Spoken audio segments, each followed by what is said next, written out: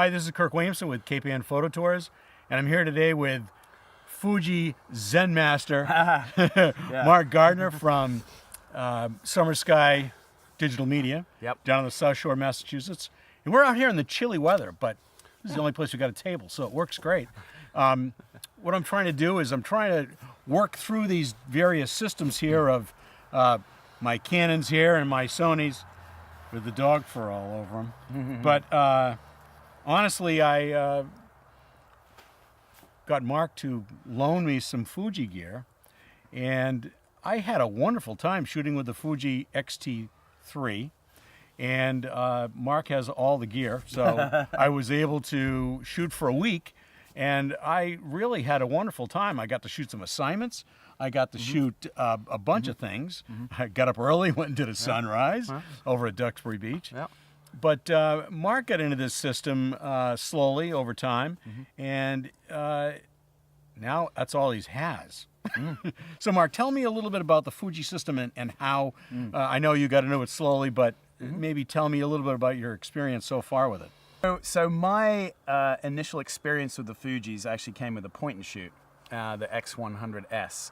And a friend of mine, an actual fellow shooter, friend of mine, recommended this great little point and shoot that they'd released that I could use to photograph my son. I had this, and I didn't really want to walk around with this beast of a camera. What, you mean you can't do down low and up high? Right, trying to react quickly to this little person crawling around on the floor. This was just not really appropriate. So I started with the S.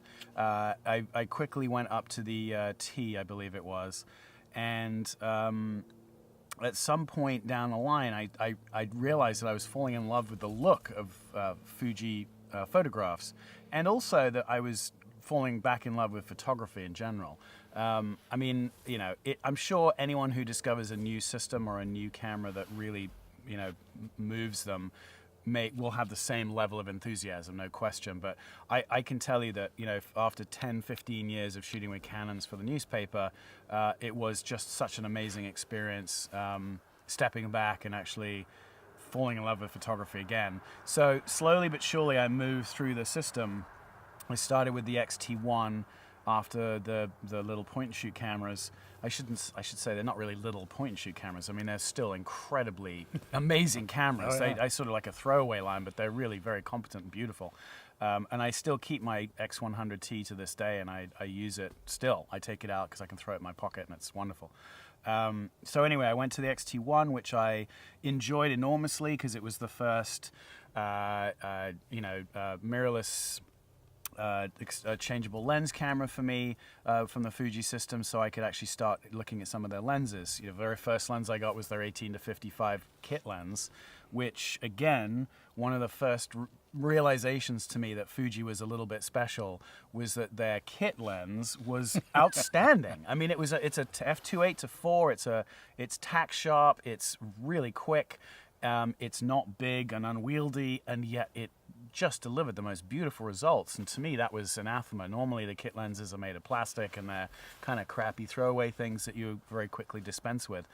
I have to tell you, my former employee, David, he shows up at the office one day with the X-T1 and that kit lens. And I looked at it and I went, it's a 27 to 80 something, 2.8-4. I can't get anything that is a 2.8-4. It's usually just a 4. Yeah. And when he showed me some of the results, I went, those are pretty nice. Not bad, right. But exactly. It's not my Canon. No, I know.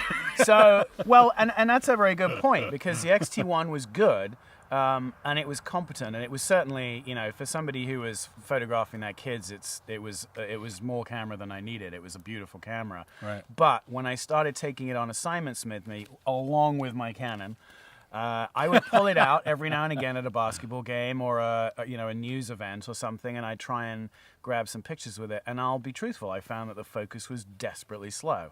There was a lot of lag. There was a lot of searching, hunting going on, and by the time it found focus, it was gone. Now, you know, I'm sure there are people out there saying, go to manual, be a pro. I'm like, I get it, but even the pros are relying on autofocus a lot of the time for things, when you're in a rush situation. So sure, I went into manual and it did an okay job, but I was still feeling like the whole system was just not there yet. When they brought out the XT2, that was genuinely a game changer. Much faster camera all across the board. The autofocus was better. The system itself was better. You didn't get this terrible blackout happening when you were shooting multiple frames a second, which I did on the XT1, where for sports, certainly it was impossible to shoot because every third photograph you were looking at a black screen, so you had no idea what the hell was going on. So, with the XT2, much improved. And I will say, as a plug right now, the XT2 cameras are on sale for under $1,000. Yes. As Fuji's trying to get rid of its inventory of XT2s. It is a phenomenal buy. Somebody who's looking to get into photography, at a semi-pro level, it's a fantastic camera. It's not the XT3, but it's not far off it. And for the dollar amount, it's crazy that you can now get these for sort of $850, $900.